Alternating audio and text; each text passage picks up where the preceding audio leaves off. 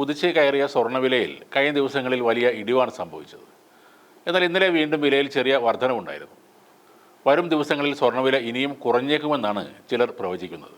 എന്നാൽ വിലയിൽ ഇനിയൊരു ഇടിവിന് സാധ്യതയില്ലെന്ന സൂചനയാണ് JP മോർഗൻ പങ്കുവെക്കുന്നത്. സ്വർണം ഇനിയും കുതിക്കുമെന്ന് അവർ ആവർത്തിച്ച് പറയുകയാണ്. ഓഹരി വിപണിയിലെ അപകട സാധ്യതകളിൽ നിന്നൊക്കെ സംരക്ഷണം നൽകുന്നതിനാൽ ഒരു സുരക്ഷിത നിക്ഷേപം എന്ന നിലയിൽ സ്വർണത്തിന്റെ മൂല്യം ഇനിയും ഉയരുമെന്നാണ് മോർഗന്റെ പ്രവചനം. 2028ഓടെ സ്വർണ്ണവില ഔൺസിന് $8,000 ഈ ബാങ്കിംഗ് സ്ഥാപനം പ്രവചിക്കുന്നത്. 2025 അവസാനത്തോടെ സ്വർണ്ണവില ശരാശരി $3,675 2026 പകുതിയിൽ $4,000 സാധ്യതയുണ്ടെന്നാണ് JP മോർഗൻ അടുത്തിടെ പ്രവചിച്ചത്. ഇവർ മാത്രമല്ല, പ്രധാന ബാങ്കുകളും വിദഗ്ധരുമെല്ലാം സ്വർണത്തിന് ഇനിയും വലിയ നേട്ടം ഉണ്ടാകുമെന്ന് തന്നെയാണ് പ്രവചിക്കുന്നത്. പാശ്ചാത്യ നിക്ഷേപകർ ഇപ്പോൾ സ്വർണത്തിലേക്ക് പണം തിരികെ നിക്ഷേപിക്കുകയാണ്. സെപ്റ്റംബർ വരെ ETF-കളിൽ $64 ബില്യൺ നിക്ഷേപം രേഖപ്പെടുത്തി കഴിഞ്ഞു. സെപ്റ്റംബറിൽ മാത്രം $17.3 ബില്യൺ എത്തിയത്. ഇത് എക്കാലത്തെയും വലിയ പ്രതിമാസ നിക്ഷേപമാണ്. 2020 മുൻ റെക്കോർഡിന്റെ ഇരട്ടിയോളമാണിത്. ഈ നിക്ഷേപങ്ങളിൽ $35 ബില്യൺ അമേരിക്ക ആസ്ഥാനമായുള്ള ഫണ്ടുകളിൽ നിന്നായിരുന്നു. സെൻട്രൽ ബാങ്കുകളെല്ലാം ഇതുവരെ കാണാത്ത വേഗതയിലാണ് സ്വർണം വാങ്ങിക്കൂട്ടുന്നത്. 2022 മുതൽ ഓരോ വർഷവും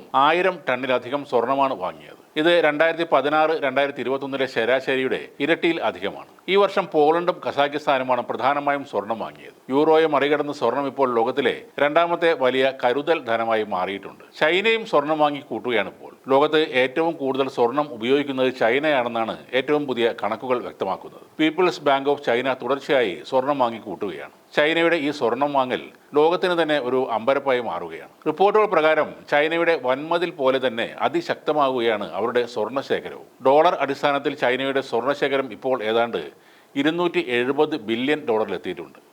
ഇത് രാജ്യത്തിന്റെ മൊത്തം കരുതൽ ശേഖരത്തിന്റെ 7.6% വരും. 2024 44 ടണ്ണും 2023 225 ടണ്ണും സ്വർണം ചൈന വാങ്ങിയിരുന്നു. ഈ വർഷം ആഗസ്റ്റ് വരെയുള്ള കണക്കുകൾ നോക്കിയാൽ ചൈനയുടെ സെൻട്രൽ ബാങ്ക് 21 ടൺ സ്വർണം വാങ്ങിയിട്ടുണ്ട്. ലോകത്തിലെ ഏറ്റവും വലിയ സമ്പദ് വ്യവസ്ഥയാകാൻ ചൈനയ്ക്ക് ചുരുങ്ങിയത് 8,000 ടണ്ണിലധികം സ്വർണം കൈവശം വെക്കണം. നിലവിൽ 8,133.5 ടൺ സ്വർണ്ണശേഖരമുള്ള അമേരിക്കയാണ് മുന്നിൽ നിൽക്കുന്നത്. 3,350 ടൺ കൈവശം വെച്ചിരിക്കുന്ന ജർമ്മനിയാണ് രണ്ടാമൻ. 2,450 ടൺ കൈവശമുള്ള ഇറ്റലി, 2,437 ടൺ കയ്യിലുള്ള ഫ്രാൻസ് എന്നിവരാണ് പിന്നീടുള്ള സ്ഥാനങ്ങളിൽ. റഷ്യയുടെ കൈവശം 2,330 ടൺ സ്വർണ്ണമുണ്ട്. അതിനുശേഷമാണ് ചൈന വരുന്നത്. 7ാം സ്ഥാനത്തുള്ള ഇന്ത്യയുടെ പക്കൽ 880 ടൺ സ്വർണ്ണശേഖരമാണുള്ളത്. വിദഗ്ധരുടെ കണക്കുകൾ പ്രകാരം സ്വർണ്ണവില $8,000 ഉയർന്നാൽ കേരളത്തിൽ ആ സമയത്ത് ഒരു പവൻ സ്വർണത്തിന് 1.25 ലക്ഷം രൂപയായിരിക്കും വില. 3 വർഷം കൊണ്ട് ആ വിലയിലേക്ക് എത്തുമെന്നാണ് ഇപ്പോഴത്തെ കണക്കുകൂട്ടൽ. ചെറുകിടക്കാർ ഇപ്പോൾ സ്വർണം വിൽക്കുന്നുണ്ടെങ്കിലും പലരും വിൽക്കാതെ ചെറിയ അളവിൽ വീണ്ടും സ്വർണം വാങ്ങി സൂക്ഷിക്കുന്നതും ഇതേ പ്രതീക്ഷ കൊണ്ടാണ്.